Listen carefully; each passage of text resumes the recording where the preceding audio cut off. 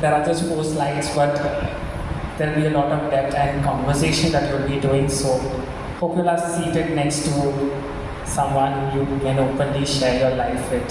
If not, you can exchange places, do it right away. You'll are fine with the person next to you, right? That's what you will be doing now soon. Okay. So what you see on the screen, encounters, yeah, experiences, but Lenten. Can someone tell me the meaning of Lent? We know Lent, everything, you are fasting, everything. What is the meaning of Lent? God has given us this Lent to us. So talking about it, I want the meaning of Lent. What is the meaning of L-E-N-T, Lent?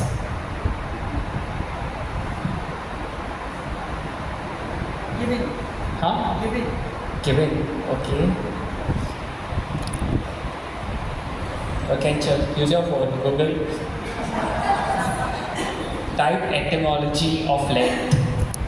Etymology means to know the root of the word. So, spring. So what's spring about? Joy, life. And therefore Lent is about that. Spring. And our spring times. So today's reflections, today's experiences are about encountering those spring times of our life. Okay? So as you see the spring times, that's why I put this image. What's unique about this image is it goes beyond, if we study time and space in the church liturgically. How many churches are there, or you call the people of God as, they exist in 3 places around? Where are they? You call it as the church militant, church suffering, church triumphant. Have you heard of this? Who are the church militant? In heaven. Militant, fighting, living, all of us on earth. Who is the church triumphant? Triumphant, all in heaven. And which the church suffering? Purgatory. This is a depiction of that. Can you see heaven? Can you see earth? Militant, and the fire of the journey is purgatory. So this is something that we're keeping in mind, and time. And that's why these encounters. We live in one time called as human time or chronos. Another time is kairos. What we're doing today are kairos moments, where God intervenes into our lives, speaks to us, touches us, heals us, cleanses us, and does everything He wants in our life. These are kairos moments. And the third time is aeonic time, which is a time of eternity. All these 3 times, these 3 churches, if they meet, where did they meet? The picture says it all. At the Mass. Where they meet? At Mass. At Mass, in the Eucharist. And that's the beautifulest gift or treasure that we share today. The greatest treasure that we can experience is the Mass, the Eucharist, to have that encounter. Okay, so let's start our springtime. I've told you to sit to each other just because we're going to engage in sharing. And I'm sharing.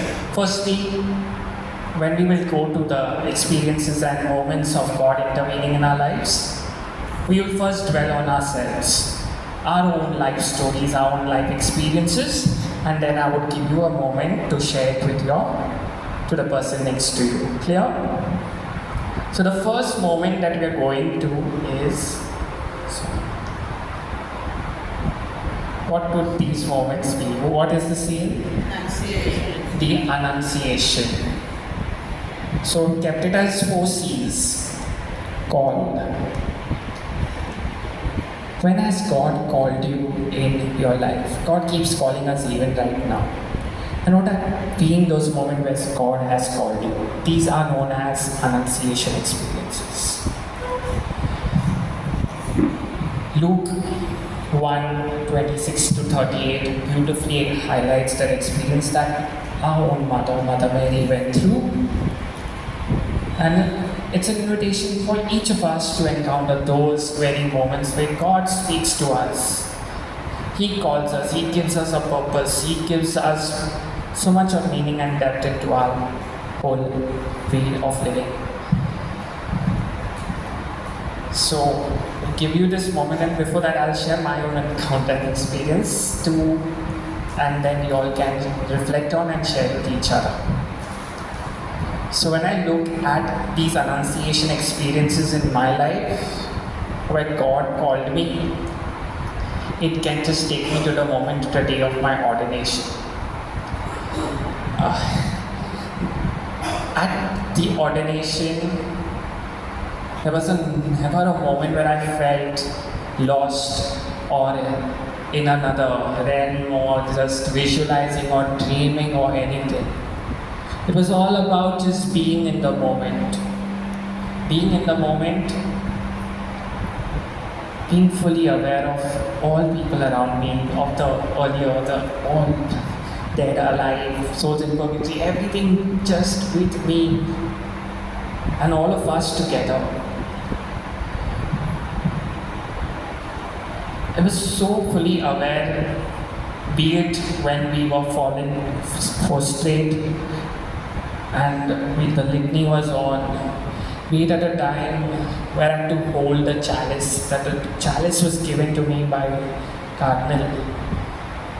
I sensed that chalice was not just me, but it was all of us. And that has been something very depth to me, like the calling about brokenness.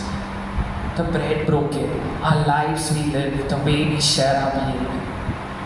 And every time I get this moment to celebrate the Mass, the bread broken, I just so blessed to see the people, the life they live, the love they lean on to, the life they are so filled with joy and in the depths of their life. I can share my own experiences here when I was with the youth. I still recall, and that has been an inspiration. Where we were just sitting somewhere there, this was down, and we were just talking randomly after Mass, they were waiting. And then the conversation just went so in depth of one reality that all struggle with: masturbation, pornography. Everyone was seated, and all of us, everyone started. One dude started sharing his struggle with it, the other started. Everyone are talking about that whole encounter, and it just went on for an hour. These have been encounters of sharing, going in depth to realize the truth, all in honesty in life. Youth has also really helped me because me being as a youth, and I have shared before, I've seen the encounters when I was a youth myself, the way people have inspired me and the fellow youths joining along with me. Another Annunciation moment for me of God calling is when I go and visit the elderly or homebound. Holding their hand, they hold your hand or even give you blessing. Just a hand gesture of holding. I still remember they say vocation starts at home. I remember my words of my grandparents. They would just say when in their old age, just stay with me, hold my hand. And just holding that person's hand with so much of hope and strength. Then the people that I'm really grateful to about realizing that calling are my parents. I treat them as my living saints. The life they've lived, if I can reflect anything, if my vocation is a gift, is to just reflect what they do. And I'm witnessing it and continue to be inspired by them. The way they accompany people, respect people, show dignity to people around. The way they're so generous at heart of looking at the need, never in anger, but out of love. In many such moments, I've just realized these callings has led me to the person that I am. And today when I stand and look at God calling me, I realize that every calling has been a connection. There's never been a moment, okay, I may see it was the worst time of my life or the most baddest thing, but I look and He's connected all of it together to make me realize the beauty. The beauty of my vocation more than anything else. He makes me feel so real and at peace with Him. This is something about Annunciation moments. I would like you to reflect what have been those moments where you have felt purpose. God gave you that passion, that God gave you that conviction inside. He spoke to you to your heart. And He called you and you realized in little ways like these. What have been those moments in your life? Please understand this is not moments of past. These are moments that we will always journey with, we will always encounter. Annunciations and those call moments. What are those of you? Take a moment to reflect and then we will share with the person next.